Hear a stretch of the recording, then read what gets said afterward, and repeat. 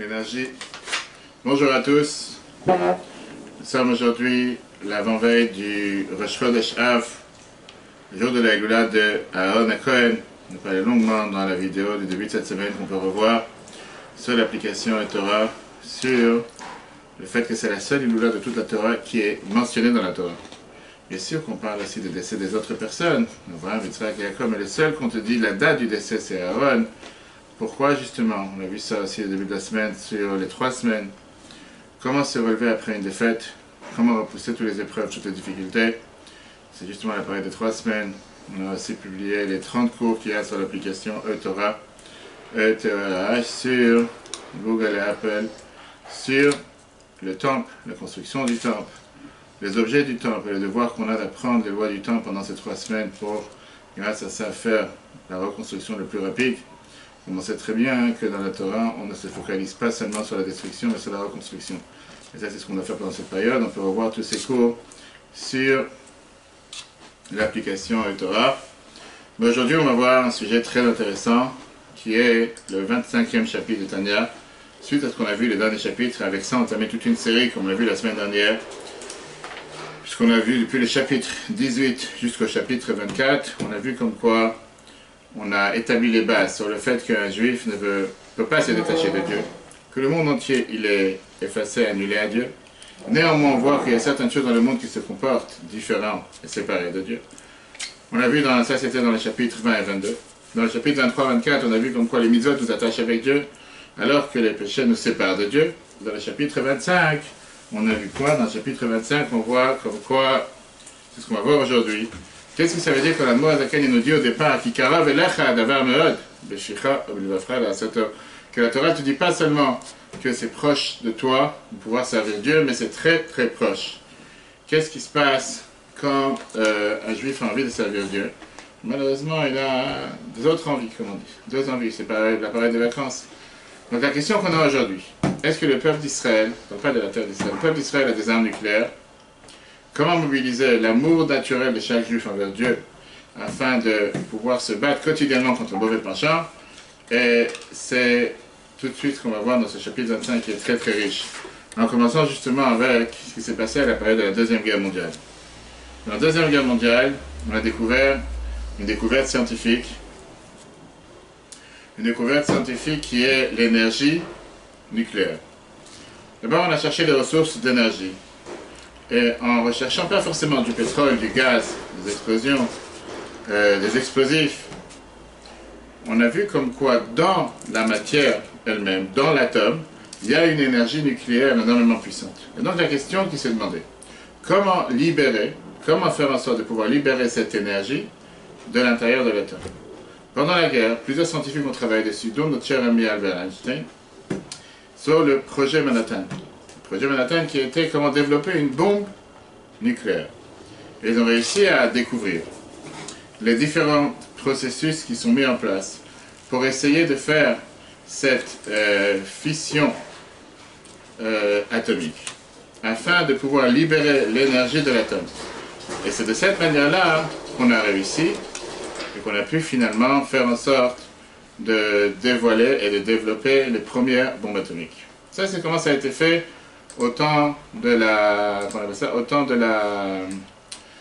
Première Guerre mondiale. Ok. Après, il y a une nouvelle question. Puisque l'énergie nucléaire, c'est une énergie qui est tellement puissante, qui peut détruire des villes entières, comment on peut utiliser cette énergie d'une manière beaucoup plus calme, d'une manière beaucoup plus tranquille, pour pouvoir utiliser ça pour des processus, pour des services de paix, pour la vie de tous les jours? Si c'est aussi puissant dans le mal, certainement qu'on peut utiliser cette puissance aussi pour le bien. Et après un long processus de développement, on a réussi à mettre en place des centrales nucléaires. Centrales nucléaires qui donnent énormément d'énergie nucléaire et qui les font passer par des transformateurs qui sont particuliers jusqu'à ce que ça arrive à chaque maison et dans chaque maison, jusqu'à ce que ça arrive jusqu'à dans les machines électriques les plus petites qu'on peut avoir, comme un téléphone, comme une lampe, sans devoir exploser par la quantité majeure d'énergie. Et donc, cette énergie énormément puissante a réussi à devenir finalement à l'utilisation pour chacun d'entre nous. Et d'ailleurs, la France utilise énormément de centrale nucléaire pour l'énergie nucléaire, pour pouvoir faire vivre, pouvoir faire en sorte qu'il y a énormément de tout ce qu'on a besoin. Et c'est des longs débats. Est-ce qu'on va les éteindre? Est-ce qu'on peut les éteindre? Fessenheim, etc. Les résidus qui sont envoyés d'un côté, qui sont envoyés de l'autre. On ne va pas entrer dans le débat écologique qui est est-ce que c'est plus intéressant le nucléaire, les photovoltaïques?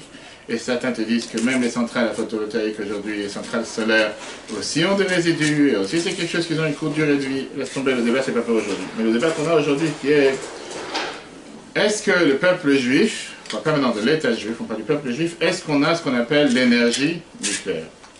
Alors, officiellement on ne sait pas si Israël est là, ce qu'on appelle les armes nucléaires ou pas. Spirituellement parlant, c'est ce qu'on va voir aujourd'hui, spirituellement parlant, on a tous de l'énergie nucléaire. C'est ce qu'on va voir aujourd'hui. Comment on est capable d'utiliser cette énergie? Comment on peut utiliser une énergie nucléaire pour faire en sorte de se battre quotidiennement contre le mauvais penchant? Très riche, passionnant. Et c'est ce que la Morazakin commence en t'expliquant dans ce chapitre 25, qu'on commence aujourd'hui, qui va te décortiquer, si on peut dire, va t'expliquer qu'est-ce que ça veut dire, le cœur juif. Alors, on a commencé à parler de ce sujet depuis le chapitre 18, et là on ferme, on a dit, la boucle. Parce qu'on va voir trois parties. Tout d'abord, numéro 1, qu'est-ce que ça veut dire quand le verset te dit c'est très proche de toi, pas seulement proche, c'est à ta portée de pouvoir faire le service de Dieu. Dans ta bouche et dans ton cœur pour pouvoir le faire. Comment se renforcer, comment surmonter les différentes envies, les différentes fantasmes. Troisièmement, à cette œuvre, comment on réussit à surmonter la paresse? On va voir ça tout à l'heure si on aura encore le temps. Pour ceux qui sont paresseux, mais pas du public qui est présent.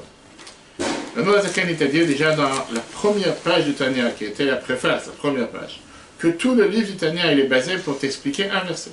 Qui veut dire qu'en réalité, faire Torah mitzvot, c'est à la portée de chaque juif, dans chaque situation et à chaque instant. On a cette facilité, on peut le faire sans aucun problème. On ne parle pas seulement ici d'un étape technique, mais tu as ajouté ici le mot bilvafra. Qu'est-ce que ça veut dire bilvafra? Ça veut dire dans ton cœur. Que c'est quelque chose qu'on peut le faire dans notre cœur. Pas seulement avec la bouche, mais aussi avec le cœur. La réalité, elle est que quand on voit les choses dans la vie quotidienne, les choses nous paraissent tellement plus difficiles. Chacun est là des épreuves dans l'accomplissement de Torah mitzvah tous les jours. Il y a des gens qui n'arrivent pas à se relever. Chaque jour, il y a encore une épreuve. Ils n'arrivent pas à surmonter ce mauvais penchant. Particulièrement quand on parle des juifs qui ne sont pas encore pratiquants religieux. Que depuis le départ, ils font tout ce qu'ils peuvent et tout ce qu'ils veulent parce qu'ils pensent que tout est permis. Mais même quand tu parles de juifs qui sont pratiquants et religieux, ici et là, on voit que tous les jours, tu tombes sur une certaine chose, tu fais une erreur sur une certaine chose, et ils ne trouvent pas assez de force pour pouvoir surmonter les difficultés. Et de comment tu peux dire dans le verset qui que cette chose, elle est très proche de toi, etc. Viens la Noazaken et te termine ça dans la première page du Tanya en te disant que c'est très proche de Derech Arucha Uktsara, avec le chemin long et court. On sait le fameux débat qu'il y a avec Rabbi Yeshua, cet enfant de Jérusalem qu'il a rencontré, comme Almara nous raconte, qu'il a rencontré une fois à l'entrée de Jérusalem en demandant comment arriver vers la ville. Il a rencontré cet enfant qui lui a dit écoute, il y a deux chemins, il y a un chemin long et court et un chemin court et long. Le chemin court et long, c'était un chemin rapide, mais arrivé juste à l'entrée de la ville, il y avait des barbelés qui faisaient qu'il ne pouvaient pas passer, ils devaient faire marche arrière. Passer par un autre chemin qui était long et court, en réalité c'était un chemin qui avait l'air plus long, mais au final il était court parce qu'il pouvait y arriver. Le mot Zaken était dit qui est très simple. Pouvoir servir Dieu avec ton cœur, mais avec ta bouche, quand on te dit que c'est proche et à la portée de chacun, il faut prendre et emprunter le chemin long et court. Tu peux prendre l'autoroute, mais il y a un accident, tu es bloqué 3 heures sur la A4, et tu peux prendre des petites routes qui vont s'atterner, qui te paraissent beaucoup plus longues, mais en réalité c'est beaucoup plus court, tu vas arriver beaucoup plus rapidement. Au début du Tanya, le moment lequel nous a montré quel est le chemin de pouvoir méditer sur la grandeur de Dieu. Ça on a parlé, et on va revoir après ça dans le chapitre 26, 27, et d'ailleurs c'est aussi le sujet des cours de GLA et de l'Institut des études juives qu'on aura l'année prochaine, de l'inquiétude et l'inquiétude. C'est la première série de 6 cours qu'on verra si Dieu veut en automne, basée sur le chapitre 26, 27, 28, 29 de Tanya, comment surmonter n'importe quelle difficulté que quelqu'un ait là. Très très riche, ça c'est pour après, pour l'année prochaine. Mais là aujourd'hui on voit que dans le chapitre 18-19, Admor Zaken t'a déjà donné quel est le chemin le plus court. Le chemin le plus court, il t'a dit c'est très simple. Pas besoin de te montrer comment la Torah est proche à ta portée, même très proche. On a cherché une énergie rapide, une énergie qui était très proche, et on a vu que ça existe ce qu'on appelle le nucléaire juif. Qu'est-ce que ça veut dire le nucléaire juif? Un juif n'a pas besoin d'aller chercher des énergies qui sont inventées, qui sont fabriquées, qui ne sont pas naturelles. puisqu'à l'intérieur de chacun d'entre nous, on a ce qu'on appelle cette énergie nucléaire. C'est quoi cette énergie nucléaire? C'est cet amour naturel qui est mis à l'intérieur de chaque juif qu'on a reçu des patriarches, Abraham, Yitzhak et Yaakov, Sarah, Rivka, Rachel, Léa. Que le but même, c'est de vouloir s'attacher à Dieu, de faire ce que Dieu demande de nous, de ne pas vouloir se séparer de Dieu. Cet amour naturel se trouve dans chaque juif, religieux comme non religieux, croyant comme non croyant. À l'intérieur de chacun d'entre nous, il y a ce cœur juif qui est totalement attaché à Dieu, sans différence, sans distinction. On parle ici d'une force qui est énormément puissante, qui est parfois cachée, qui parfois ne vient pas et ne s'exprime pas quotidiennement dans la vie de tous les jours. Quand est-ce qu'elle s'exprime? Certains moments. Certains, on va dire certains, quand il y a des épreuves, quand il y a des difficultés, ou qu'il y a un test, quand il y a une épreuve dans la Emouna. Quand un juif, il se sent menacé sur son lien avec Dieu, tout d'un coup, ça donne cette force et cette puissance à un juif de se révolter, de se mettre, s'opposer à n'importe quel essai, ou n'importe quel test, ou n'importe quelle épreuve qui va vouloir peut-être le mettre en difficulté par rapport à son attachement avec Dieu, jusqu'à ce qu'on a expliqué dans le chapitre 18 et 19, sur la volonté de même vouloir se faire tuer sur le nom de Dieu, de ne jamais vouloir quitter son lien avec Dieu, même quand, dans la vie de tous les jours, pas forcément qu'il aurait fait un tel sacrifice. Alors la question, comme on l'a dit tout à l'heure, ça c'est ce qu'on appelle l'énergie nucléaire pour des moments de guerre. Mais comment utiliser cette énergie nucléaire pour des moments de paix? Pour des besoins de paix, qui veut dire, au lieu de mourir comme un juif, vivre comme un juif. Parce que beaucoup de juifs vont être prêts à se faire tuer en tant que juifs. Comme on l'a vu à travers toute l'histoire. Que malheureusement, à un moment de menace, à un moment de difficulté, jamais ils ont voulu renier le fait qu'ils étaient juifs. Et comme je viens de dire, c'est pas forcément que dans la vie de tous les jours, c'était des juifs qui se sont comportés d'après la Torah et la mitzvah. Alors, comment faire en sorte qu'en tant que juif, dans la vie de tous les jours, on peut être prêt à vivre comme un juif? Pas juste se dire, quand je suis mis à l'épreuve, que Dieu nous en préserve, qu'il y a une difficulté, qu'il y a quelque chose de dur, là, je vais être prêt à aller à l'extrême. Pas besoin dans la vie de tous les jours. Par exemple, se lever tous les matins pour aller à la prière, se lever tous les matins pour dire le chemin, faire attention à ce qu'on voit, à ce qu'on regarde, faire attention à manger kasher, ne pas voler un centime, et c'était des choses basiques de quotidien de la vie de tous les jours. Comment cette volonté de vouloir être attaché avec Dieu, de craindre Dieu, ne pas vouloir faire quelque chose qui est contre la volonté de Dieu, qui se réveille dans des moments extrêmes, peut lui donner la même motivation et les mêmes forces dans les détails, dans les épreuves de la vie de chacun d'entre nous. Comme on a vu la dernière fois, comment le voleur saint qui est prêt à prier avant de voler, il va prier même quand il ne doit pas voler. Pas forcément quand il doit voler. Quand il est prêt à donner sa vie pour quelque chose d'important, comment? Pour ça, on a vu la Noise qu'elle a expliqué dans le chapitre 20-22. On a vu qu'est-ce que ça veut dire cette union, une unité de Dieu qui est en rapport avec chacun d'entre nous. On a vu comment il y avait différentes manières de la parole de Dieu. Et on a vu qu'est-ce que ça veut dire Ardut Hashem, qu'est-ce que ça veut dire être uni avec Dieu. C'est pas seulement qu'il n'y a pas d'autre Dieu, mais qu'il n'y a pas d'autre existence. Que n'importe quelle chose qui se passe sur terre est téléguidée avec une télécommande par Dieu à chaque instant. Et on a vu qu'est-ce que ça veut dire la Vodazara. Qu'est-ce que ça veut dire l'idolâtrie. Pas forcément ce que les gens y pensent, l'idolâtrie, quelque chose de gravissime. On a vu que l'idolâtrie, ça veut dire croire qu'il y a quelque chose qui est séparé de Dieu, quelque chose qui est différent de Dieu. Que, en deux mots, c'est faire quelque chose qui ne dépend pas de la volonté de Dieu. Dieu, il a ses besoins, il a sa volonté, il a ce qu'il voudrait qu'on fasse, les 613 commandements, et il y a ce que moi j'ai envie de faire. Et automatiquement, ça s'appelle de l'idolâtrie. Après ça, on a vu, dans le chapitre 23-24, la conclusion, que pour pouvoir être uni avec Dieu, le meilleur moyen, c'est en mettant en application les 248 mitzvot positifs.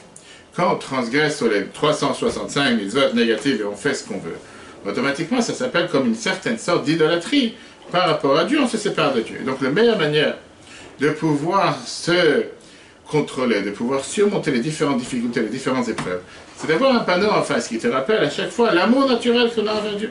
Et cet amour naturel qu'on a envers Dieu, et cette crainte qu'on a de ne pas vouloir se séparer de Dieu, le fait qu'on est prêt à donner sa vie pour Dieu, comme on l'a dit tout à l'heure, au lieu de mourir comme un juif, vivre comme un juif. Quand tu as ce panneau qui flash à l'intérieur devant toi tous les jours, c'est comme tu as ce panneau de radar qui te rappelle à chaque fois que tu passes, attention, il y a un radar, tout d'un coup tu freines. Imagine-toi que tu as le même panneau, être attaché à Dieu, ne pas se séparer de Dieu, vivre avec Dieu. Et ça devrait officiellement le donner autant de pouvoir et de force pour ne pas se séparer de Dieu dans les épreuves quotidiennes de la vie de tous les jours. Donc, viens la au début du chapitre 25 et commence à te rappeler, de récapituler ce qu'on vient de voir, les derniers chapitres. En te disant que quand la Torah elle te dit que c'est quelque chose qui est très proche et qui est à ta portée, qu'est-ce que ça veut dire que ça a à ta portée? On l'a dit tout à l'heure, pas seulement dans ta bouche, mais aussi dans ton cœur. C'est énormément important, parce que ça ne suffit pas de faire ce que Dieu il attend de toi, dans la tête et à contre-cœur, mais de le faire avec ton cœur. Si sentimentalement tu n'es pas avec, tu peux le faire, mais tôt ou tard tu arrêteras de le faire.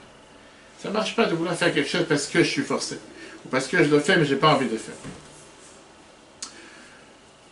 Et là, la Moazaka va se focaliser sur le mot comme l'état la bilvafra. Parce que la Torah, elle ne veut pas seulement qu'on fasse la Torah et les mitzvot comme une machine, mais que ça doit être plein de sentiments. Chacun, il a un sentiment d'amour envers Dieu.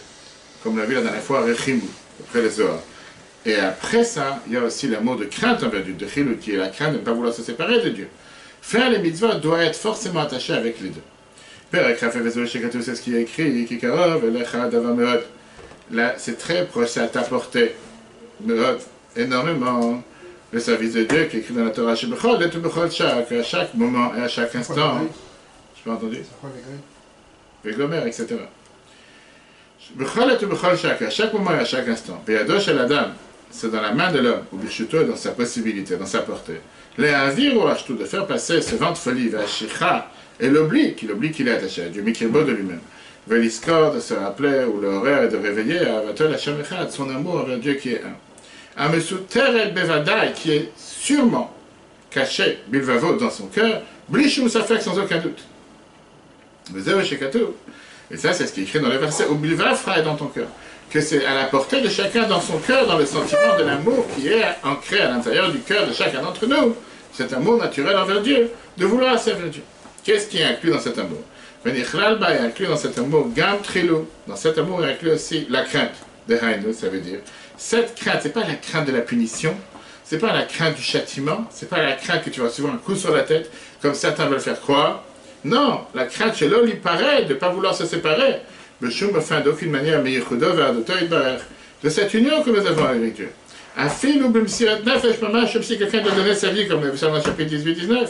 Blishum tam, sans aucune raison, le sechel, logique, moussa comprise, pourquoi il doit donner sa vie. Et la méthode vers le Christ, c'est une nature divine que Dieu il a mis à l'intérieur de chacun d'entre juif, que chacun le désir et la volonté de vouloir faire ce que Dieu attend de nous. V'chol sheken, la plus forte raison, bishvirat ta'avot, en brisant ses désirs, ses fantasmes, akalam isuremita, qui est beaucoup plus facile que de vouloir que Dieu nous en préserve, donner sa vie. Chez Karov, et là, va davarioter, c'est beaucoup plus facile, et c'est à la portée de chacun d'entre nous, de pouvoir conquérir, de pouvoir gouverner, de pouvoir régner sur son mauvais penchant. Ça, c'est le texte. Maintenant, on va tout de suite voir comment est-ce possible, parce que c'est bien beau. Oui, c'est facile à dire que c'est facile à dire que c'est ancré à l'intérieur de chacun d'entre nous. C'est à l'intérieur de l'amour naturel qui dépend de chacun d'entre nous. Comme on a vu tout à l'heure, dans la réalité des faits de tous les jours, on voit que c'est pas si... pas facile, on voit que c'est pas si naturel que ça, c'est pas si à la portée de tous. Alors, David Lapagne, qui est d'Afrique du Sud, il a raconté une fois son audience privée avec le rabbi. Il y a des dizaines d'années, j'étais un rav à Johannesburg. Et il a commencé à donner des conférences, il a rapproché énormément de juifs à la Torah et Mitzvot. Et parallèlement, c'était aussi un homme d'affaires, qui réussissait énormément. Après qu'il a avancé dans les affaires, il commençait à se dire, j'ai un débat maintenant, qu'est-ce que je fais? Puisque le métier de rabbin, c'est une grande communauté, ça me prend énormément de force. Et donc, mon métier me prend aussi de force. Je ne peux pas avancer dans les deux parallèles, et j'ai aussi le stress du travail qui fait... où je m'enferme dans ma boîte et je mets toutes mes forces dans mon business, dans mes affaires, à développer mes affaires, ou je laisse tomber mes affaires et je me mets toutes les forces dans la rabbanout. Mais faire les deux parallèles, c'est quelque chose qui d'ailleurs, c'est ce que Rabbi des fois déconseillait à plusieurs shluchim, que quand tu es un shliach, tu dois te dédier à la cause à 100%. Plein de réponses du Rabbi sont dans le thème qu'un shliach n'a pas le droit d'avoir une affaire parallèle. Qui veut dire, tu peux parfois te dire, qu'est-ce qui prévaut? Est-ce que je m'occupe dans mes affaires ou je m'occupe dans la shlichut? Et parfois, c'est pas facile à gérer les deux. Donc, il vient voir le Rabbi, il demande est-ce que je dois laisser tomber une partie de mon business, une partie de mon travail. Le Rabbi lui répond que non. Le Rabbi commence à lui expliquer que son erreur, elle est parce qu'il donne beaucoup plus de valeur au pouvoir qu'il a, de pouvoir influencer. Qui veut dire, il donne beaucoup plus de valeur à une matière chimique, beaucoup plus qu'à une autre matière chimique. Il n'a rien compris. Et le Rabbi commence à lui expliquer. Le Rabbi dit qu'en vérité, l'influence, elle est comme une explosion nucléaire. Comme on a parlé tout à l'heure, qui veut dire la scission de l'atome, ou le fait de libérer cette quantité énorme d'énergie, qui entraîne un effet secondaire, ou un effet, pas un effet secondaire, un effet, une chaîne, qui fait que les autres atomes aussi vont libérer cette énergie, et que cette énergie nucléaire fait en sorte qu'automatiquement on a ce qu'on appelle cet effet de bombe nucléaire ou d'énergie nucléaire. La Bible dit que c'est la même chose avec chaque juif. Chaque juif, il a une énergie nucléaire à l'intérieur de chacun d'entre nous. Tu n'as pas besoin de te rencontrer avec un juif 100 fois pour pouvoir influencer sur lui. Des fois, ça suffit de le rencontrer une fois. On le voit dans la vie de tous les jours. Mais ça doit être quelque chose, que ça doit être une fiction atomique, de pouvoir libérer l'atome qui est à l'intérieur de cette énergie, réveiller le point juif qui est à l'intérieur de lui, et ça suffit pour libérer, changer sa vie d'un côté à l'autre côté.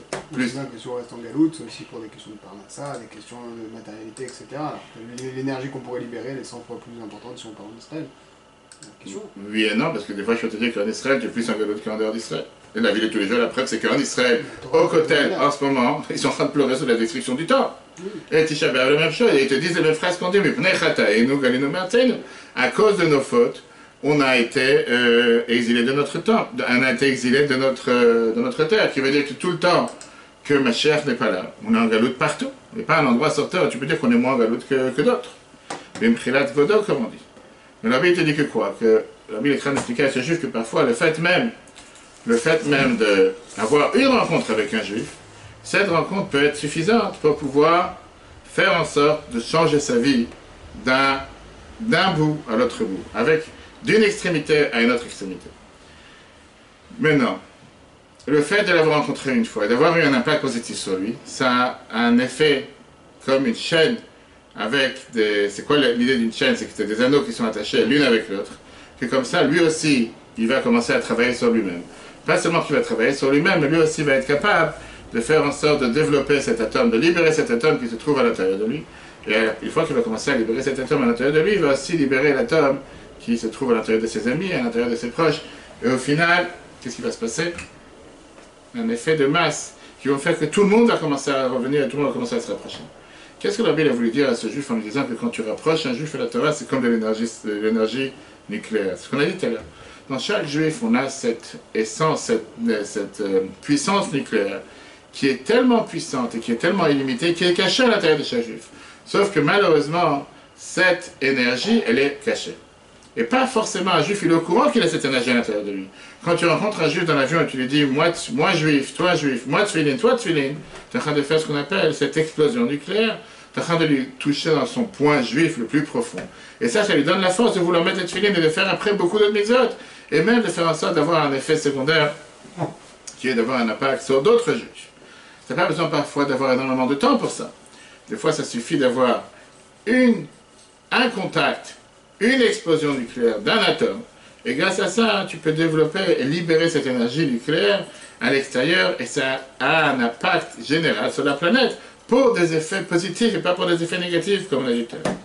Alors ça, c'est comme on a dit dans la théorie. On en parlons dans la pratique. Pourquoi? Parce que cette force de Messihout Nefesh de pouvoir donner sa vie pour la volonté de Dieu, en général, elle se révèle malheureusement quand il y a une épreuve, quand il y a une difficulté. Mais quand ça rentre dans l'aspect de tous les jours, là tout d'un coup les choses se passent différemment. Comment ça se passe différemment? Parce qu'on a vu la dernière fois que le Yetzer Hara, il est capable de te dire, de te mettre dans la tête ce qu'on appelle un rouage tout. Qu'est-ce que ça veut dire un rouage tout? Un vent de folie. Il va te trouver toutes les raisons possibles et imaginables qu'on va tout de suite élaborer, tu vois, c'est très riche, pour te dire que pourrait justifier éventuellement le fait que tu ne fais pas exactement ce que tu fais, que tu dois faire, et tu ne fais pas exactement ce que tu aurais dû faire, mais il va te donner les raisons pourquoi. C'est pas la fin du monde. En deux mots, c'est pas parce que tu as fait telle ou telle action que tu t'es séparé de Dieu. D'abord, en parlant de s'éloigner du mal, et après en faisant le bien. Prenons un exemple avec les débats et les épreuves quotidiennes qu'on a beaucoup d'entre nous dans la vie de tous les jours, et après on verra comment c'est dans la vie avec sa vie de Dieu. La nature humaine, elle est qu'on veut vivre, on ne veut pas mourir. Un être humain normal ne cherche pas à mourir, il cherche à vivre. Tout le monde veut vivre de la meilleure manière possible. Et pour ça, les gens sont prêts de tout faire. Quelqu'un de normal, il ne va jamais tester du poison pour essayer de voir si ça le tue. En général, peut-être qu'on va tester un produit sur un rat, sur une souris, on ne va pas tester ça sur un être humain. Et donc, il y a beaucoup de gens qui font attention à avoir une parfaite vie de santé normale, de faire attention à ce qu'ils mangent, de faire attention à s'éloigner de différents dangers. Ils mangent des choses en bonne santé et ils essaient d'éviter de fumer, etc. Mais dans le quotidien, pas tout le temps on réussit à se surmonter sur ces différentes épreuves. Que ce soit un manger particulier que tu as vu depuis longtemps, tu dis bon ça va, c'est seulement une seule fois, ou que ce soit une cigarette que ton ami t'a proposée en te disant celle-là, elle vient du crème de Ouman, elle est sainte, je l'ai mise sur la tombe de Rabbi Nachman, va savoir, il faut absolument que tu goûtes à cette cigarette. Et donc, en règle générale, on a trois réponses. Première réponse, on parlait tout à l'heure en Ukraine, c'est ce qui parlait là-bas. Je parlais avec des Ukrainiens qui me disaient à l'époque, ils amenaient des cigarettes d'Amérique pour les vendre en Ukraine. Aujourd'hui, c'est le contraire. Ils prennent des cigarettes ukrainiennes qui, je ne sais pas combien le prix, pour les vendre en Amérique. 3 réponses. Il y en a qui te disent, c'est quoi? C'est un petit danger. On ne parle pas ici d'un vrai danger, on ne parle pas d'un danger, bien sûr, qui est grave, si je fais telle ou telle chose. Pas parce que je vais prendre un dessert ou une cigarette qui va tuer la personne. Ok. Deuxième étape, c'est permis d'après la loi. Si vraiment ça aurait été un danger, si vraiment ça aurait été quelque chose de mal, la loi, elle aurait interdit de fumer tout court. Elle n'aurait pas levé les taxes. Elle aurait dit c'est interdit. Si la fumée tue, comme c'est écrit sur chaque papier avec les photos plus belles les unes que les autres, pourquoi le gouvernement n'interdit pas de fumer? Il n'interdit pas de fumer. Deuxièmement, le gouvernement n'interdit pas de vendre des produits qui ne sont pas bons pour la santé. Si c'est plein d'huile, plein de gras, plein de sel, plein de sucre, et c'est mauvais pour la santé, quoi ça sert de mettre en grand, je fais attention, interdit, c'est un danger. Et donc, automatiquement, c'est ce qui convainc une personne en disant, c'est pas si grave que ça si tu fais une fois ou deux. Troisième réponse, puisque c'est quelque chose qui est une seule fois, hein, c'est pas la fin du monde. Demain, je vais réparer. Et comme les gens ont l'habitude de dire, la fameuse étiquette, demain, je commence le régime, en général, on le commence tous demain. Ça, c'est par rapport à l'exemple. En 2 mots, ces types de réponses, c'est ce qui fait en sorte qu'une personne tombe encore une fois et encore une fois. Et il y a une certaine logique d'ailleurs, une certaine logique que tu ne peux pas contredire. Et c'est vrai, une cigarette ne tue pas, un dessert ne tue pas, même si c'est chaque jour, c'est pas ça qui est la fin du monde. Et en règle générale, majoritairement des cas, on peut réparer demain ce qu'on a mal fait aujourd'hui. Maintenant, prenons les mêmes exemples dans la Torah. Et là, tu vas voir que d'un coup, les gens se posent de manière totalement différente. On parle du manger non caché. Manger non caché. Pas seulement à manger que c'est, je suis parti en vacances, j'étais avec des amis, il n'y a pas vraiment manger sur le bord de plage. Tout le monde m'a invité au restaurant sur le bord de plage. Qu'est-ce qu'il y a si je passais et j'ai pris des fruits de mer? C'est des fruits. Oui, c'est des fruits de mer, mais c'est aussi des fruits. Je te dis comment quelqu'un m'a dit ça la semaine dernière. Il dit, ah, des fruits de mer, c'est des fruits. Alors lui, c'est qu'ils poussent sur des arbres, ils poussent dans la mer. Ok. Pas si grave que ça. C'est à manger. Sauf qu'il n'est pas caché. Qu'est-ce que ça veut dire pas caché? C'est spirituel. C'est un poison. Les gens n'ont pas des fortunes pour pouvoir les manger. Pas les coquilles de Saint-Jacques, c'est pas des poisons, si ça aurait été des poisons, tout le monde serait mort. Les gens, ils en mangent. Cigarette, Shabbat, c'est pas juste une cigarette. C'est le kiff de sortir de la synagogue pendant Shabbat et allumer une cigarette. Mais une cigarette, c'est pas si grave que ça. Cigarette, Shabbat, c'est... Bien sûr que ces cas-là, quand tu compares à ce qu'on a dit tout à l'heure avec le manger et la cigarette tout court, là, tu as tout d'un coup l'aspect divin qui vient à l'intérieur. La volonté de Dieu, qui veut dire que quelqu'un, il a beaucoup plus de motivation pour se renforcer sur cette épreuve. Quelqu'un va pouvoir peut-être prendre une cigarette et prendre un dessert alors qu'il sait que c'est pas forcément bien pour la santé. Mais prendre une cigarette Shabbat, je prends une cigarette, j'attends que Shabbat termine. Comme on voit des fois des gens, je ne sais pas si c'est maniaco-dépressif ou presque, que des fois tu les vois et tu dis j'attends la fin de Shabbat. Première minute, prends une cigarette, qu'est-ce qu'il y a? Tu n'as pas pu te retenir, tu t'es retenu pendant 24 heures. Tu ne peux pas te retenir à 25 heures, 26 heures, attends demain. Non, il me faut une cigarette. Des fois tu te dis c'est maladif, qu'est-ce qu'il y a? Et pareil par rapport au régime, quelqu'un qui ne réussit pas à se retenir sur un certain dessert ou un certain manger qui peut lui donner du plaisir, il va se retenir sur un manger caché. Même si quelqu'un n'arrive pas à se séparer de la cigarette, en aucun cas il va arriver à fumer Shabbat, pour certaines personnes. Pourquoi? Comme on l'a dit tout à l'heure, parce qu'il a cette énergie nucléaire juive qui est à l'intérieur de lui, qui est cette volonté d'un juif de ne pas vouloir se séparer de Dieu. Mais dans ces cas-là, qu'est-ce qu'on vient de voir? C'est des cas extrêmes. Fumer Shabbat, ou prendre à manger qui est non caché. Donc dans ces cas extrêmes, l'énergie nucléaire juive vient et te dit stop, non, ça c'est non, on ne discute pas. Viens, le mauvais penchant, et te dit écoute-moi une chose, tu n'as pas demandé d'aller ici dans l'extrême, tu n'as pas dit d'aller manger des fruits de mer sur le bord de plage dans le sud, ou à Eilat, on ne t'a pas demandé non plus de fumer Shabbat. Il te trouve des différentes panoplies de raisons qui te dit que, en règle générale, dire que je renie la volonté de Dieu, dire que je fais quelque chose contre la volonté de Dieu, même pas en rêve. Mais il y a certains cas hors normes, il y a certains cas dans lesquels je peux me permettre et ce n'est pas la fin du monde. Je dis par exemple un péché qui n'est pas le plus grave, que peut-être c'est des péchés dans lesquels il y a certaines punitions et certains dommages, mais ce n'est pas la fin du monde, ce n'est pas les choses les plus graves, ce n'est pas les choses les plus mauvaises. Deuxièmement, il va te dire, tu sais quoi, c'est pas écrit dans la Torah. Ce qui est écrit dans la Torah, c'est sûr que c'est interdit de le faire. Mais il y a des interdictions qui ne sont pas écrites dans la Torah. Par exemple, Chalav Israël. Où c'est écrit qu'il faut manger Chalav Israël dans la Torah? Il faut que ce soit un lait qui a été surveillé depuis la fabrication, depuis la trait de lavage, jusqu'à la fabrication, que ce soit 100% Chalav Israël. Et si jamais c'est pas écrit Chalav Israël, mais si jamais c'est écrit dessus Chalav Akum, qui veut dire un lait non juif, et comme aujourd'hui on est politiquement correct, certains organismes de cacheroute, ils ont changé, ils n'écrivent plus Chalav Akum, ou Chalav Nochi, comme ils écrivaient à l'époque, on écrit Chalav Stam, qui veut dire c'est du lait simple. c'est du lait parvé, c'est pas du sassor, c'est sorti d'une vache ou d'une chèvre, va savoir. C'est du couleur blanc, t'as mis un colorant à l'intérieur. Ou bien ils te disent, mélanger du poulet avec du lait, pas si grave que ça, c'est pas dans la Torah. La Torah te dit la viande, te dit pas du poulet. C'est pas grave si de temps en temps on a transgressé, c'est pas si grave que ça. Et après, tu as quelqu'un qui va te dire, c'est momentané. Les 3 exemples qu'on a vus tout à l'heure, on les a aussi ici. Tu dis, oui, je ne peux pas du jour au lendemain arrêter de faire Shabbat. Je ne peux pas du jour au lendemain d'arrêter de manger kasher. Mais qu'est-ce qu'il y a si une fois j'ai avoir un kiff? Qu'est-ce qu'il y a? Donc, je suis parti en vacances, j'étais à la plage, je n'ai pas trouvé où manger, tous les amis vont manger au restaurant sur le bord de mer. Il n'y a pas de maquereau, il n'y a pas de je sais pas quoi, quel autre poisson, il n'y a que des fruits de mer. J'ai pris un fruit. Il y avait la mer, c'est ma parenthèse, mais c'est pas la j'ai pris des fruits, qu'est-ce qu'il y a? Et de toute façon, dès que je rentre à la maison après les vacances, je continue à servir Dieu, je continue à faire ce qu'il faut, et je ferai tchouva. En plus, une des raisons pour que Dieu l'a fait en sorte, tout le monde dit que les vacances tombent juste avant le mois d'Elul. Pourquoi Dieu n'a pas fait en sorte que les vacances c'est au mois de Kislev ou au mois de Tevet, que les vacances c'est au mois d'Elul, que les gens font tellement de bêtises. Les gens, je reviens à la maison, mais de toute façon, arrive le mois d'Elul, je vais faire les choses comme il faut, je vais faire vérifier les Tchenim Zuzot, je vais faire les Slichot tous les jours. Tout ce que j'ai fait pendant les vacances, on oublie. Ok. La réponse aux 2 premières réponses qu'on vient de voir, 2 premiers arguments, on a vu dans le chapitre 24. Puisque le monde entier ne se tient par la force de Dieu, et puisque la question qu'on doit toujours avoir en tête, c'est est-ce que je suis attaché à Dieu ou pas, ou je me sépare de la Kedusha, je me sépare de la divinité, je surpasse les lignes rouges, par ça que je fais ce que j'ai envie de faire, en sachant que c'est contre la volonté de Dieu. Et donc là, quand tu mets sur la balance, faire ce que Dieu veut ou pas, il n'y a pas de différence si c'est quelque chose qui est simple ou si c'est quelque chose qui est moins simple. Dans les deux, là, la question que doit se poser, est-ce qu'en faisant ce que je vais faire, je transgresse la volonté de Dieu, je ne fais pas ce que Dieu veut, ou bien je fais ce que Dieu veut? Si transgresser même un simple péché, ça veut dire que je transgresse la volonté de Dieu. Ça veut dire que je me sépare de Dieu, automatiquement, je n'ai pas envie de le faire. Donc quand tu viens et tu me dis, oui, mais c'est une simple interdiction des Chachamim, c'est pas une interdiction de la Torah qu'on était là, c'est pas une vraie réponse. Parce que les interdictions des Chachamim, ce sont des branches des interdictions de la Torah. Et les Chachamim n'ont pas inventé les interdictions d'eux-mêmes. C'est très bien que la Torah nous dit Chamorim du vrai Sofrim, mais du vrai Torah. Que parfois les interdictions que les Chachamim ont mis en place sont beaucoup plus graves que les interdictions que la Torah a dit.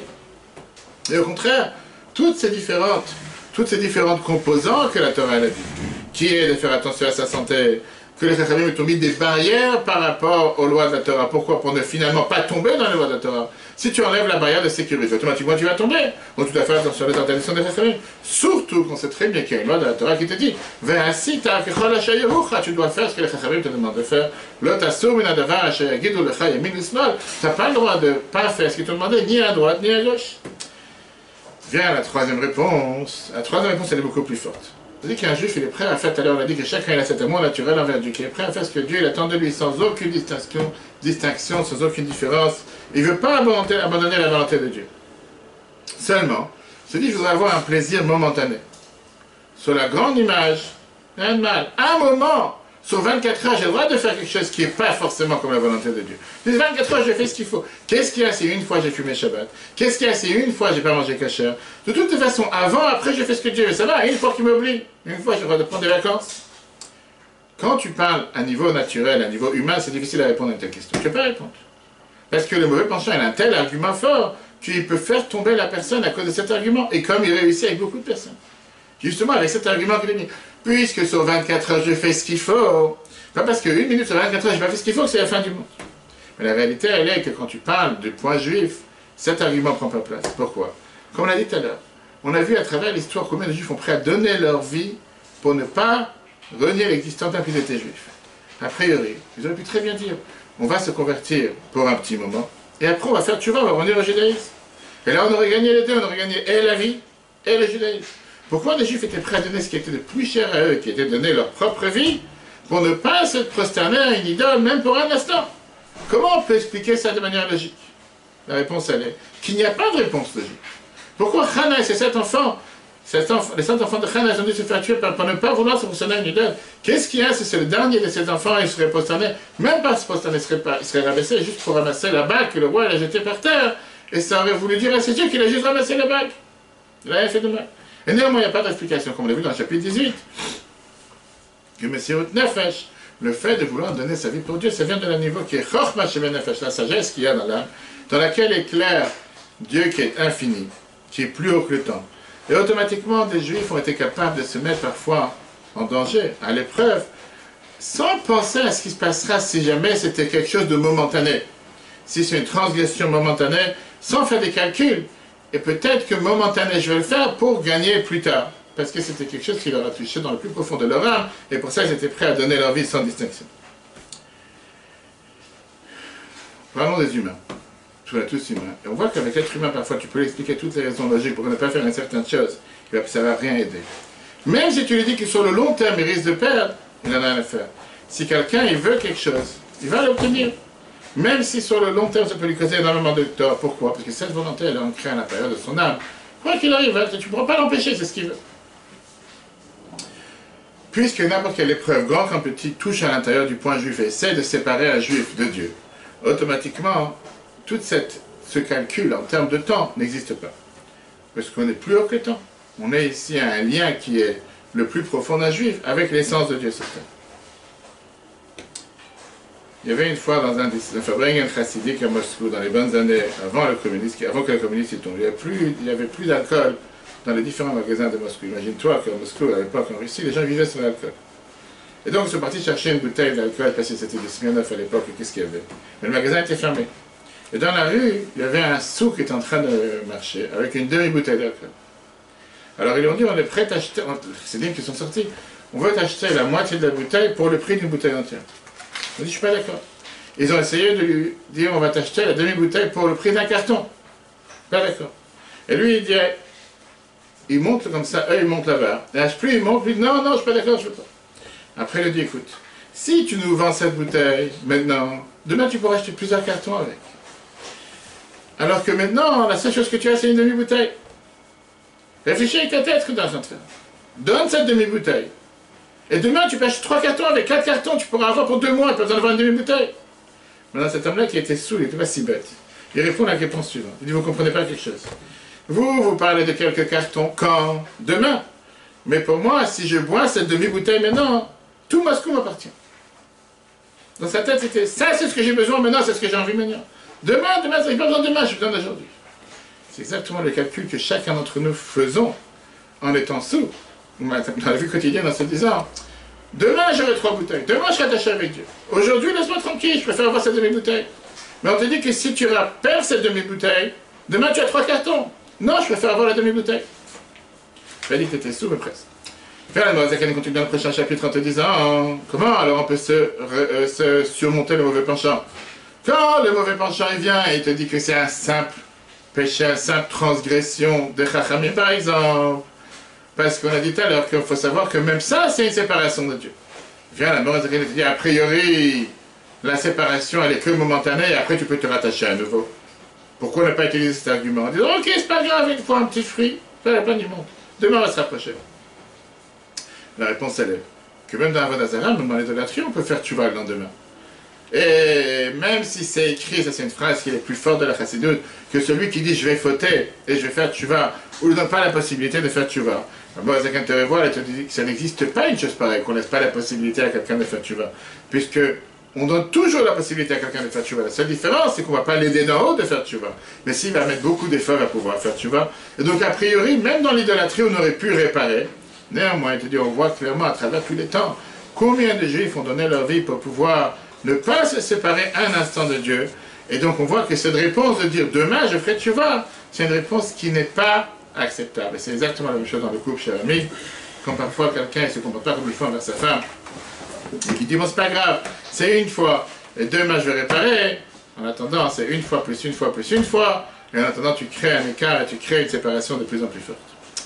Et du prénat dans la manière comment on se sépare du mal, un fil, au maverakala, je le livre s'offrir même quand on s'éloigne du mal. Par ça que quelqu'un il parle d'un péché simple qui est des chachamim, qu'en règle générale un juif peut régner, peut se gouverner, peut faire en sorte de ne rien perdre. Chez là, avoir retourné le bâche, il va tout faire pour ne pas transgresser la volonté de Dieu. Pourquoi? Mais parce qu'à cause de ce péché, il se sépare, mais il redevient de l'union de Dieu, de son union avec Dieu. Que moi, pauvre dans un mamage, comme si vous alliez de la tribu, Bichat Maaseh, au moment de l'action de la faute. Varé, il te pose la question qu'on a vue tout à l'heure. Même quand quelqu'un transgresse et fait l'idolâtrie, il y a a priori, il aurait pu faire tchouva.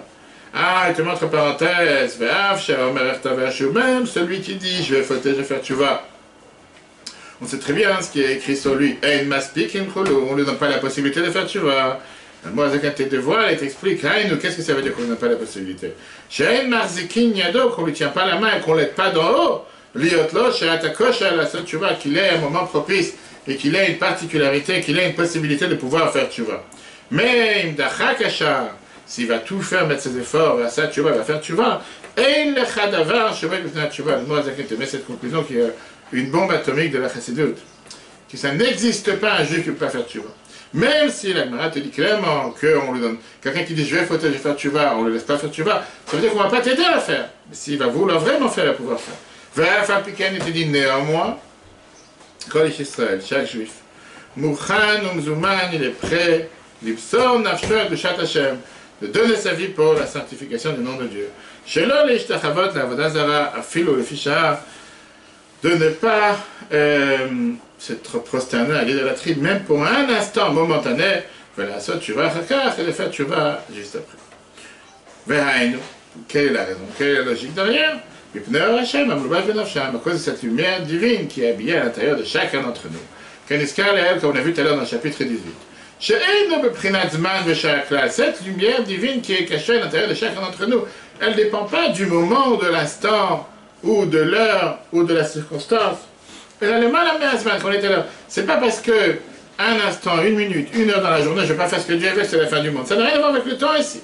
Veshalit ou Machat, au contraire, c'est plus haut que le temps. Ça règne sur le temps, ça gouverne sur le temps que notre, comme on a vu déjà plusieurs fois.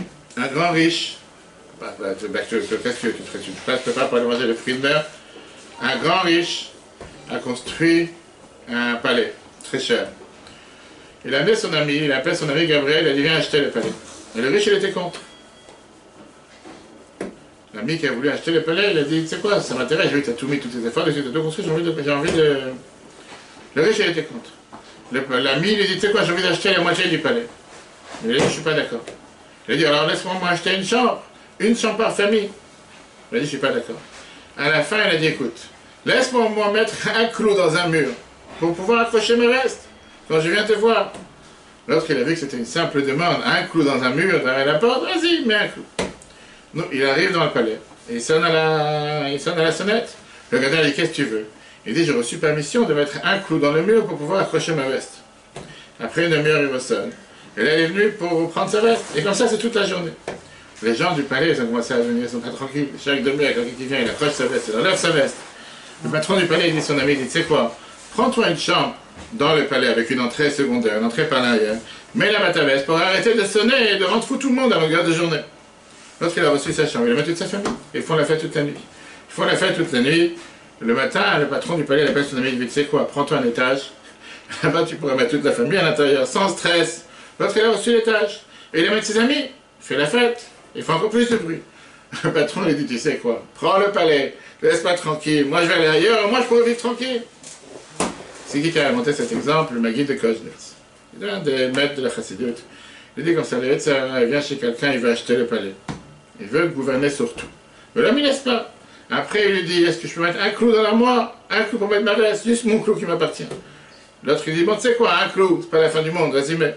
Après, une fois qu'il a laissé rentrer, petit à petit, il entraîne une chambre, un étage, jusqu'à ce qu'il tombe dans ses mains, comme Ben Azaï dit dans la Mishnah, Avera, Agora et Avera. Un péché entraîne un autre. Donc c'est pour ça qu'il faut tout faire pour s'éloigner même d'une seule Avera, pour ne pas laisser le mauvais penchant mettre un seul clou à l'intérieur de nous. Ça veut dire que quand quelqu'un commence à mettre un clou, il n'y a pas de différence ici si c'est un grand clou ou un petit clou. Mais par ça, il enlève ta propriété sur le terrain. Tu n'es plus propriétaire, et automatiquement, même si tu es propriétaire à 1 euro symbolique, même si tu es propriétaire à 99,9%, la réalité est que tu es propriétaire et tu finis par perdre la propriété. Ça, c'est le mauvais côté. Mais on ne va pas finir avec le mauvais côté du saut, mais là, on passe à la cette offre. Tu veux dire, une fois qu'on a appris comment s'éloigner du mal, merci beaucoup. Une fois qu'on a appris comment s'éloigner du mal, maintenant, on va voir comment se rapprocher du bien. Pourquoi?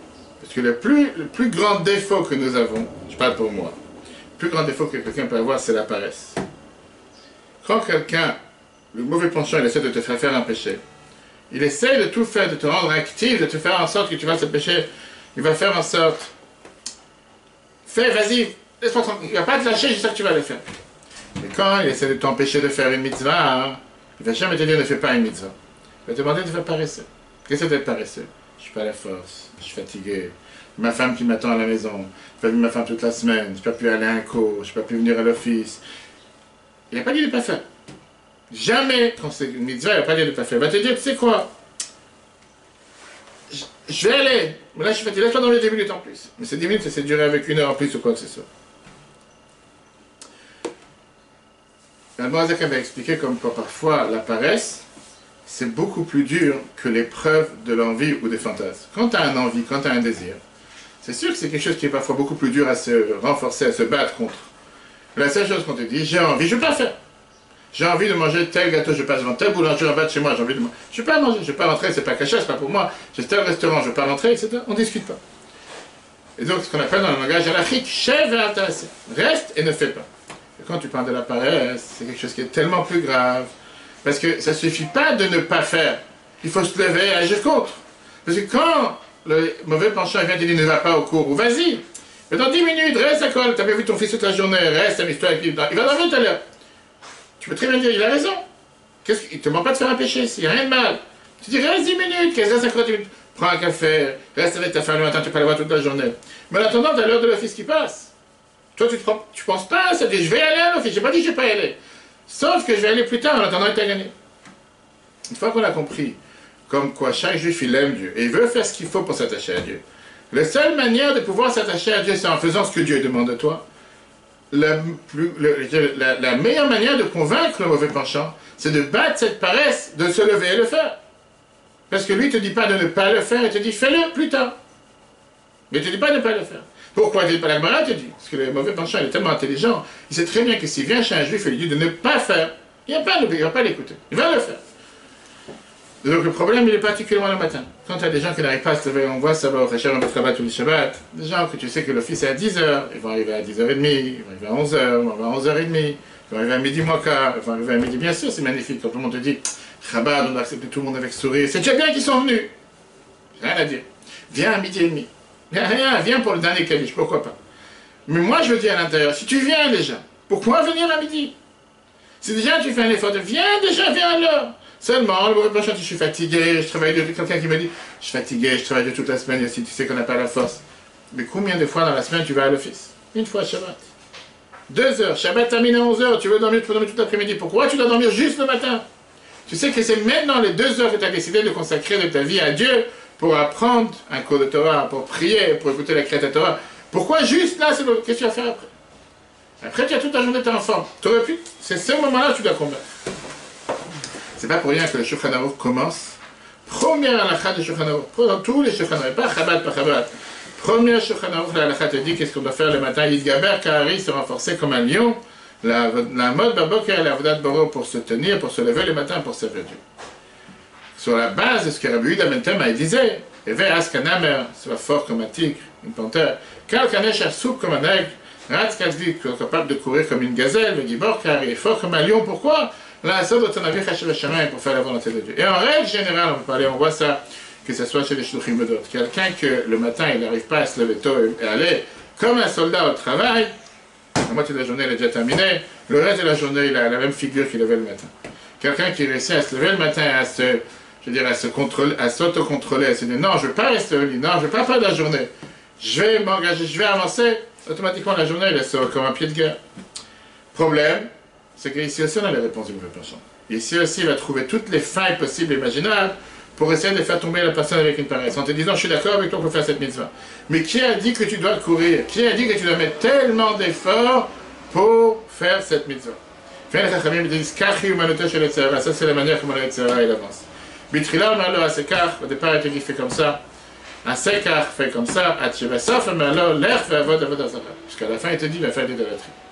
Regarde la chassidut t'explique qu'au départ, un mauvais penchant ne vient jamais dire à une personne de fauter ou de ne pas faire le mitzvah. Il va lui dire, assez car, qu'est-ce que ça veut dire assez car? Je pense que tu devrais faire la mitzvah. Fais la mitzvah, mais qui a dit que tu dois t'enflammer, qui a dit que tu dois exagérer? Tout le monde est faire des zakats, qui t'a dit que tu dois faire des scènes? Tu vas faire des zakats, qu'est-ce qu'il y a? Tu vas faire demain, tu vas faire après-demain. Pourquoi tu vas faire le montant, tu as pensé de ne pas faire un montant plus bas? Il y a beaucoup de causes, il y a beaucoup de choses. Toutes les raisons possibles et imaginables. Mais en attendant, il a réussi à faire en sorte que tu ne fasses pas ce que tu aurais dû faire. Et la personne, elle écoute. En se disant que c'est pas grave, c'est juste le clou qu'il y a dans l'armoire. Il m'a pas demandé de pas faire, il m'a dit de le faire, mais plus tard. Mais la Torah, elle te dit qu'à cause de ça, le mauvais penchant, à la fin, il réussit à te faire l'idolâtrie. Et le Mourazakan, il amène dans le prochain paragraphe trois exemples sur lesquels le monde se maintient. La Torah. Le mauvais penchant vient et te dit, pourquoi tu dois apprendre un cours de Torah profond? Apprends de manière superficielle. De toute façon, tu vas aller à la synagogue, le rabbin il ouvre un livre, le dernier minute, tu n'as rien préparé. 5 minutes, il te sort un cours. Tu as appris quelque chose. Aujourd'hui, tu as tout type d'applications possibles. Imagine, pourquoi tu dois écouter un cours? Les gens me disent, mais tu as des cours de 45 minutes, des cours, je vois le cours, il dure 1h15, j'ai même pas envie d'écouter. Ouais, je veux quelque chose de simple, 5 minutes. Bien sûr, si tu aurais mangé 5 minutes par jour, tu peux te suffire à apprendre la Torah 5 minutes par jour. Qu'est-ce que la Torah te dit au Shulchan Aruch au départ? De se renforcer comme un lion et de se fatiguer d'apprendre la Torah avec profondeur, d'utiliser chaque instant que tu peux pas apprendre la Torah. Bien sûr qu'on doit travailler, bien sûr qu'on doit manger, bien sûr qu'on doit dormir, bien sûr qu'on doit s'occuper de sa famille. Mais à part certains corps du temps, prends le temps pour prendre un dossier, que ce soit le temple, que ce soit la paracha de la semaine, que ce soit n'importe quel autre sujet. Mets ta tête à l'intérieur et sois d'investir comme si c'est la plus grande science que tu es en train d'apprendre. Pareil, la prière. Et moi, Zakan te dit combien des fois tu as le mauvais penchant qui essaie de prendre l'homme, une personne, et le faire répéter les mots comme une machine, comme un robot. Qu'est-ce que ça veut dire quand le Shulchan Aruch te dit les Gaber qui arrivent sont renforcés comme un lion? Ça veut dire de réfléchir à ce que tu dis. Ah, tu ne peux pas réfléchir à la prière du matin jusqu'au soir, toute la prière, parce que ça prend beaucoup plus de temps. Il faut qu'elle soit sur un paragraphe, il faut qu'elle soit sur les schémas, il faut qu'elle soit sur la Hamida. Prends une prière, réfléchis un instant, au moins d'avancer d'année en année, d'étape en étape, pour pouvoir comprendre, puisque tu pries de toute façon tous les jours. Ne prie pas d'une manière que ce soit comme un robot, sans comprendre ce que tu dis. C'est le même mécanisme, la manière dont tu laisses les tiens prendre place à place, là tu dois refaire le... Exactement, c'est ce que tu as dit dans la 7 heures. Et pareil dans ce qui te parle, dans le Geulut Chassadim, qui veut dire les bonnes actions qu'on fait tous les jours. Que le mauvais penchant va te dire de donner le minimum à la tzaka, qu'est-ce que ça veut dire se renforcer comme un lion, de donner le maximum avec... Mais la réalité, elle est, comme l'a dit tout à l'heure, ça c'est la théorie, comment on rentre dans la pratique. Comment réussir à se renforcer comme un lion et à convaincre cette paresse? L'explication que le Mourazakan te donne, elle est très simple. Il dit que quand quelqu'un il se sent en danger, il va courir avec toutes ses forces et il fait tout ce qu'il faut de la manière maximale. Quand tu as quelqu'un que tu aimes, tu vas tout faire pour lui, l'essentiel c'est de te rapprocher de cette personne. Quand un juif il est prêt à donner sa vie pour ne pas s'éloigner de Dieu un instant, il est aussi prêt à tout faire pour se rapprocher de Dieu. Quand tu te rappelles qu'avec une mitzvah que tu vas faire, tu te rapproches de Dieu. Et que grâce à ça, tu donnes de l'oxygène à ton neshama. Tu es en train de nourrir ton âme, tu es en train de faire en sorte que ton âme va pouvoir survivre et surmonter toutes les difficultés de la journée. Tu es prêt à tout faire pour combattre cette difficulté. Ça, c'est le prochain paragraphe dans lequel le Mourazakan t'explique comment on peut mettre cette Messirut Nefesh, ce don de soi, dans le positif. 88. Et il va t'expliquer comment le Yetzer Hara, le mauvais penchant, essaie de tout faire pour rendre l'homme paresseux. Et c'est pour ça qu'on doit mettre toutes ses forces de manière maximale pour servir Dieu. Et il va donner les 3 exemples. En te disant que si on est prêt à faire ce qu'on veut, si on est prêt à faire n'importe quoi pour pouvoir se détacher de Dieu, combien on devrait être prêt à faire tout ce qu'on peut pour se rapprocher de Dieu. Et faire ça surtout, comme on l'a dit tout à l'heure, avec la joie. Vers les prinat de cette offre. Soit quand on parle de faire les choses positives. Par exemple, les Gaber Kahari sont renforcés comme un lion. Bikvura avec force et avec courage du cœur, contre le mauvais penchant.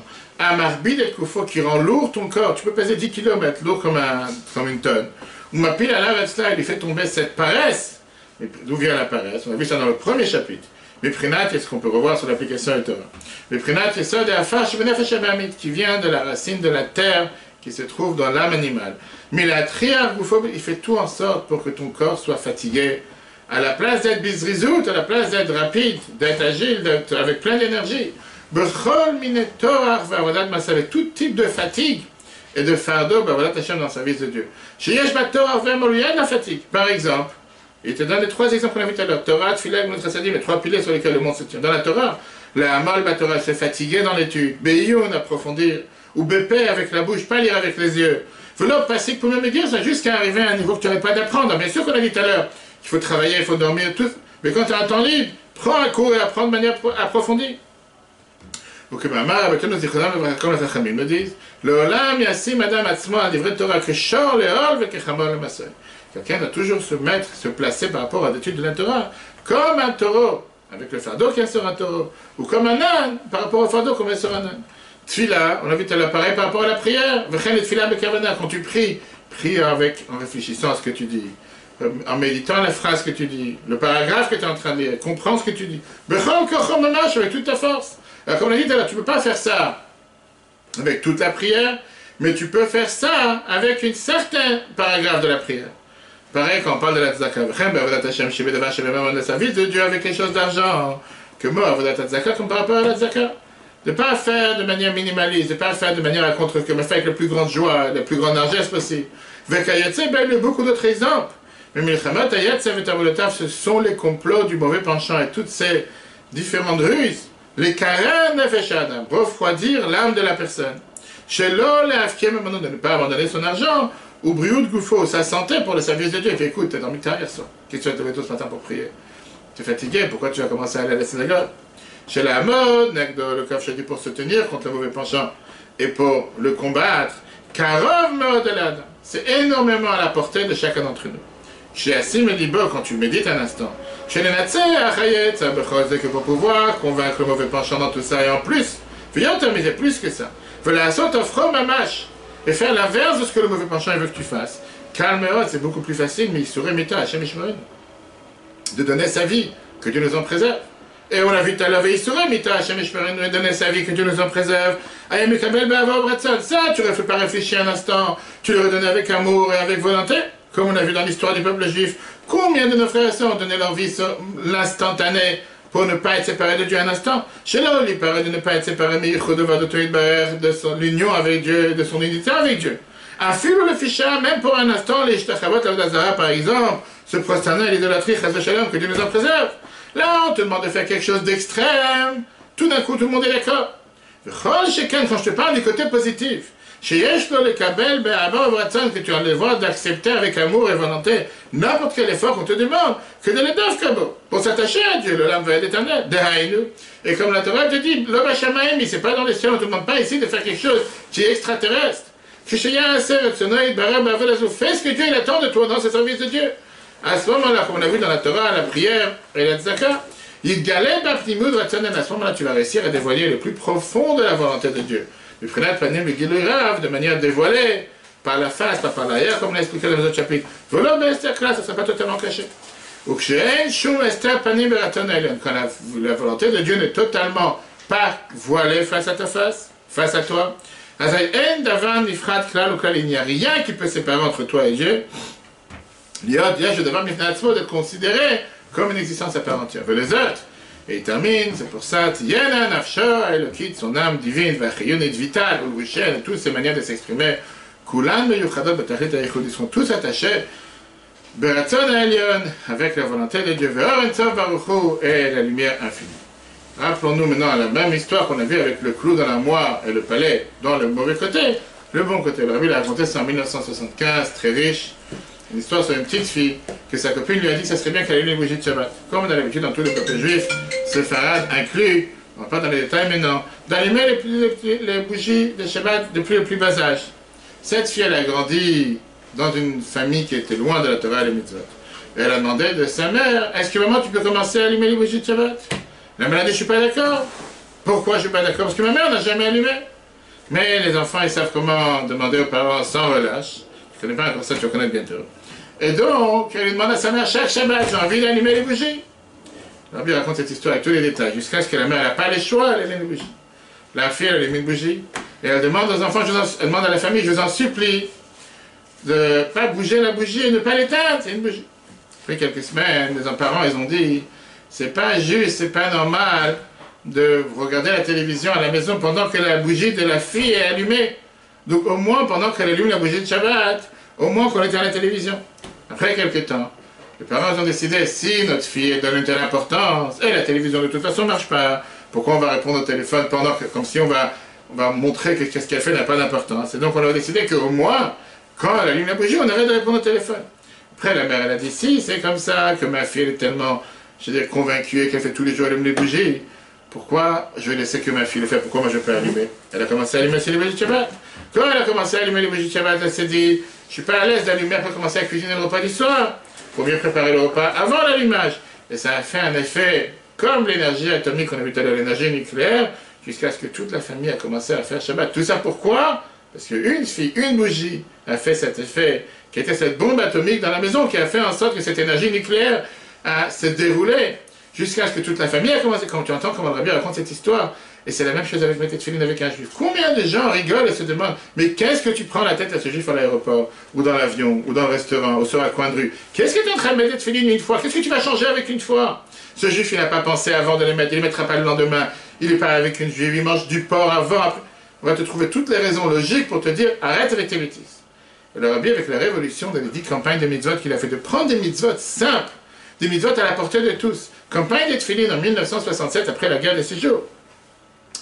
Combien de centaines de milliers de soldats qui n'avaient pas mis les Tefilin avant? Et que grâce à ça, ils ont commencé à mettre les Tefilin, je ne parle pas d'aujourd'hui.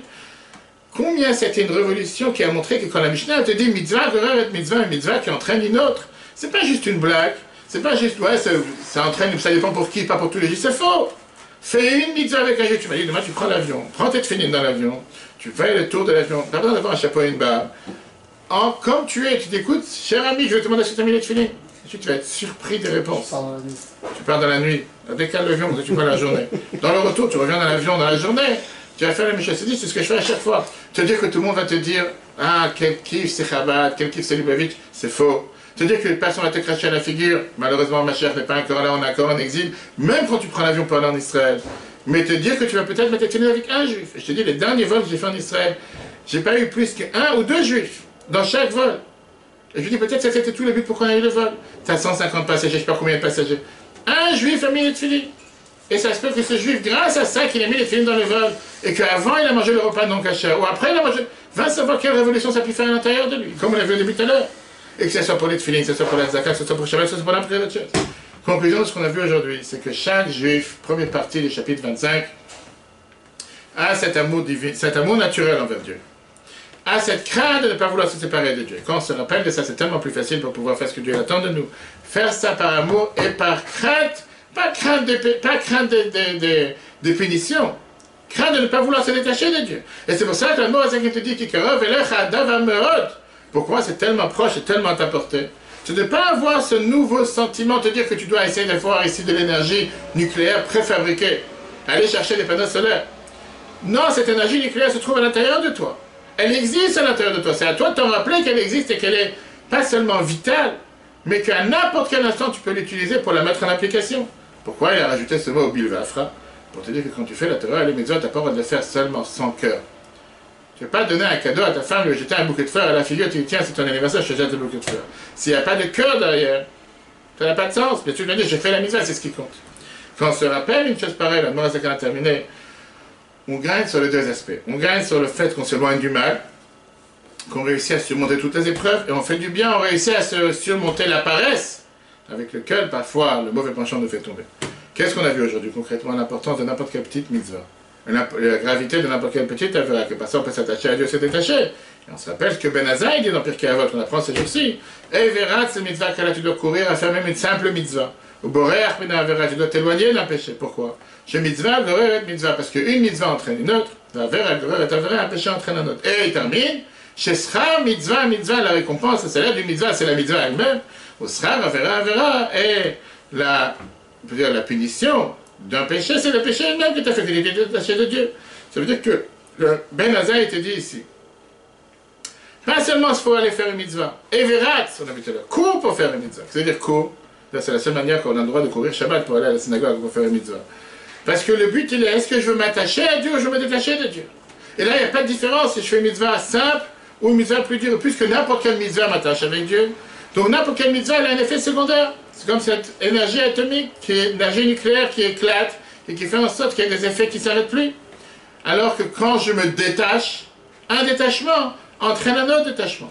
Et donc parfois, la seule chose qu'une personne a besoin, c'est une simple mitzvah. Le début de la connexion. Et automatiquement, ne jamais sous-estimer la valeur du mitzvah. De la même manière, il ne faut jamais sous-estimer la gravité d'une avéra. Parce que tu ne peux pas savoir quel sera l'effet secondaire et où ça va t'amener. Dans un mois, dans un an ou plus long. Ça, c'est la première moitié de ce chapitre. Si Dieu veut, le prochain cours après les vacances, une fois que seront rentrés de vacances tous les participants, on verra à la fin de la psychologie derrière le cœur juif. Et on comprendra que c'est beaucoup plus profond que ça. On comprendra comment une simple mitzvah, ça a une valeur qui est éternelle. Qu'est-ce que ça veut dire une valeur éternelle? Ne jamais sous-estimer le fait qu'un juif, un instant, un jour, a fait une seule mitzvah. Au contraire, tu vas en vacances, dis-toi que pendant ces moments que tu vas en vacances, ce soit en Israël, dans le sud, chaque mitzvah que tu vas faire à un autre juif, ça sera une valeur éternelle pour toi, pour ta famille, pour tout le peuple juif. Le cours sera rappelé sur l'application eTorah, eTorah, comme j'ai dit, on a vu la dernière fois, on a une trentaine de cours sur le temple, les objets du temple. Qu'est-ce qu'on faisait dans le temple? La construction du temple, les 3 semaines, c'est important d'apprendre pendant cette période, comme le Rabbi demandait chaque année, parce que le dialogue qu'il y a eu entre Dieu et Cheskel, qui est parce que le temple est détruit, on ne doit pas prendre la loi du temple. La Torah qui était dit qu'au contraire, Dieu il a dit à Cheskel, par ça vous apprenez la loi du temple, je considère comme si vous êtes en train de construire le temple. Je veux dire, face qu'on voit la construction du temple avant de m'asseoir, Rosh Chodesh Av, le jour de la Gula d'Aaron HaKohen, et que ces 3 semaines se transforment en jour de joie, et Tisha B'Av cette année qui est déjà reportée, qui soit reporté tout éternellement, qui se transforme en jour de joie, comme la Torah nous dit, avec la reconstruction du 3e temple. Très bonne journée à tous, et à la semaine prochaine. Qu'est-ce que je transpire?